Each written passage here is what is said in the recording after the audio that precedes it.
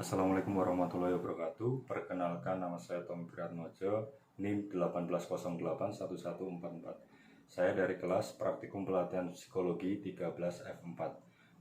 Pada kali ini saya akan mempresentasikan materi yang berkaitan dengan experiential learning. Kita mulai dari pembahasan pengertian secara harfiah. Menurut David Colt, experiential learning secara harfiah berarti belajar dari aktivitas, mengalami dan merefleksikan apa yang telah dipelajari. Eksperimental bukan sekedar mendengarkan, tetapi lebih pada mensimulasikan situasi kehidupan secara nyata.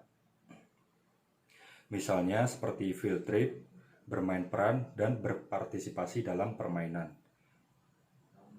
Dalam experiential learning, melibatkan tubuh, pikiran, perasaan, dan tindakan. Oleh karena itu, merupakan pengalaman belajar pribadi yang secara utuh. Kemudian tujuan pembelajaran experiential learning yang pertama yaitu mengubah struktur kognitif pembelajar. Yang kedua, mengubah sikap pembelajar. Dan yang ketiga, memperluas keterampilan-keterampilan pembelajar yang sudah ada. Ketiga elemen tersebut saling berhubungan dan mempengaruhi secara keseluruhan, tidak berpisah-pisah, karena apabila salah satu elemen tidak ada, maka kedua elemen tersebut tidak akan efektif. Kemudian yang pertama, ada pengalaman konkret. Pengalaman konkret, pada tahap ini pembelajar disediakan stimulus yang mendorong mereka untuk melakukan sebuah kegiatan atau aktivitas.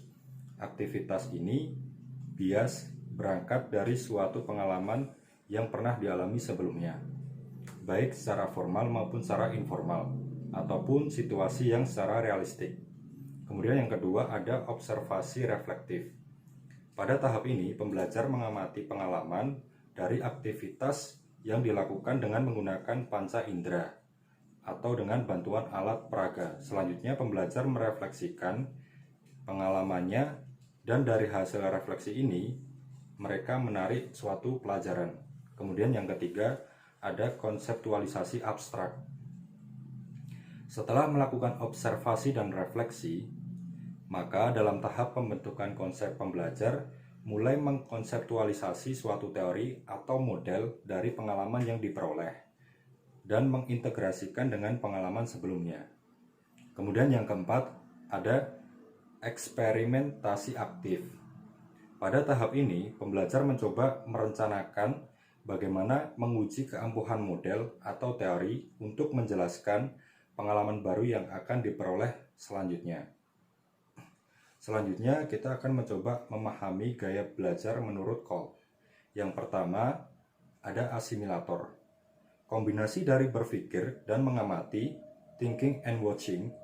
Anak ada tipe asimilator memiliki kelebihan dalam memahami berbagai sajian informasi serta merangkumnya ke dalam suatu format yang logis, singkat, dan jelas. Kemudian yang kedua ada converger. Kombinasi dari berpikir dan berbuat, thinking and doing. Anak dengan tipe converger unggul dalam menemukan fungsi praktis dari berbagai ide dan teori. Biasanya mereka mempunyai kemampuan yang lebih baik dalam pemecahan suatu masalah dan pengambilan suatu keputusan. Kemudian yang ketiga ada akomodator. Kombinasi dari perasaan dan tindakan, feeling and doing. Anak dengan tipe akomodator sejenis ini memiliki kemampuan belajar yang baik dari hasil pengalaman nyata yang dilakukannya secara sendiri. Dan yang terakhir ada diverger. Kombinasi dari perasaan dan pengamatan, feeling and watching. Anak dengan tipe diverger lebih unggul dalam melihat situasi secara konkret dari banyak sudut pandang yang berbeda. Baik, itulah beberapa materi yang bisa saya sampaikan. Kurang lebihnya mohon maaf. Terima kasih. Assalamualaikum warahmatullahi wabarakatuh.